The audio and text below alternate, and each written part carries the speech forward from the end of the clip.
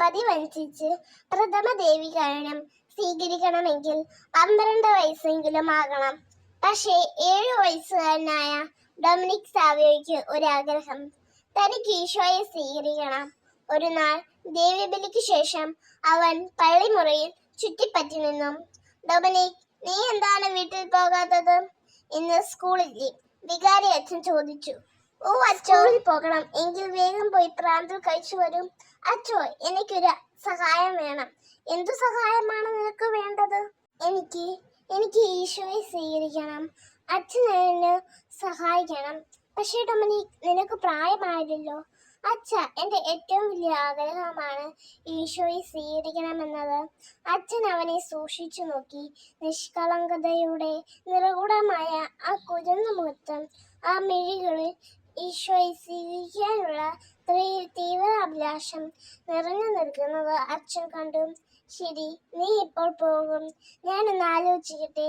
വികാരി അച്ഛൻ സഹായ വൈദികരുമായി ആലോചിച്ചു. പ്രായമായില്ലെങ്കിലും കൊച്ചു ഡൊമിനിക്കിനെ അവന്റെ അറിവിന്റെ തീക്ഷ്ണതയുടെ അടിസ്ഥാനത്തിൽ പരിശുദ്ധ കുർബാന സ്വീകരിക്കുവാൻ അനുവദിച്ചു. ഡൊമിനിക് ആഹ്ലാദം കൊണ്ട് തുള്ളിച്ചാടി.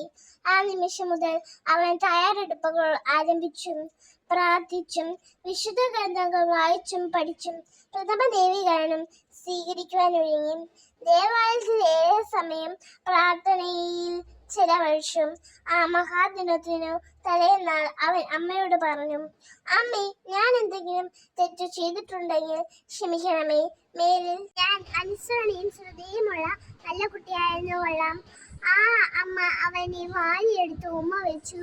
ഒരുക്കത്തോടെ ഭയഭക്തി ബഹുമാനങ്ങളോടെ അവൻ ദേവാലയത്തിലെത്തി. ഒരുക്കം, കുമ്പസാരം, പ്രാർത്ഥന, ദേവീകരണ സ്വീകരണം, ഉപകാര സമർപ്പണം എന്നിങ്ങനെ 6 മണിക്കൂർ നീണ്ട ചടങ്ങായിരുന്നു. ഈ സമയമൊക്കെയും താൻ സ്വർഗത്തിലാണെന്ന തോന്നലായിരുന്നു ഡൊമിനിക്കിന്. ഓ, അത് എത്ര സുന്ദരമായ ദിനം! അവൻ എഴുതി. ഞാൻ ഡൊമിനിക് സാവിയോ 1848 7-ാമത്തെ വയസ്സിൽ എൻ്റെ പ്രഥമ ദേവീകാരുണ്യ സ്വീകരണ ദിനത്തിൽ താഴെ പറയുന്ന തീരുമാനങ്ങൾ എടുക്കുന്നത് രേഖപ്പെടുത്തിയിരിക്കുന്നു. 1. ഞാൻ കൂടെ കുമ്പസാരിക്കും. കഴിയുന്നത്ര നിത്യ ദേവീകാരുണ്യം സ്വീകരിക്കും. 2. തിരുനാൾ ദിവസങ്ങൾ ഞാൻ പരിശുദ്ധമായി ആചരിക്കും. 3. എൻ്റെ ഏറ്റവും വലിയ സ്നേഹിതൻ ഈശോയും മറിയവും ആയിരിക്കും. 4. പാപം ചെയ്യുന്നതിനേക്കാൾ എനിക്ക് നല്ലത് മരണമാണ്.